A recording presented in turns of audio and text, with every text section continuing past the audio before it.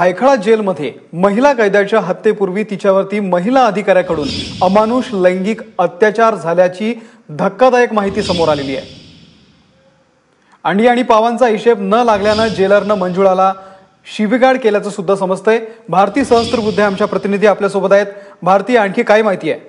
अमोल, आपल्याला माहिती आहे की शुक्रवारी ही भायखळा जेलमध्ये घडलेली घटना आहे। मंजुळा शेट्टे या महिला कैद्याचा मृत्यू झाला। त्यानंतर शनिवारी हा सगळा प्रकार उघड झाला, कारण सर्व महिला कैदी भायखळा जेलमधल्या त्यांनी आंदोलन केलं, त्यांनी जाब विचारला आणि त्यानंतरच जेलरसह 6 महिला अधिकाऱ्यांना निलंबित केल्या गेल्याची माहिती आली। मात्र नक्की काय घडलं हे कळत नव्हतं। तर आता जी माहिती बाहेर येते त्यानुसार मंजुळा शेट्टे ह्या वॉर्डनची आणि जेलरची मदतनीस म्हणून तिथे काम करत होत्या।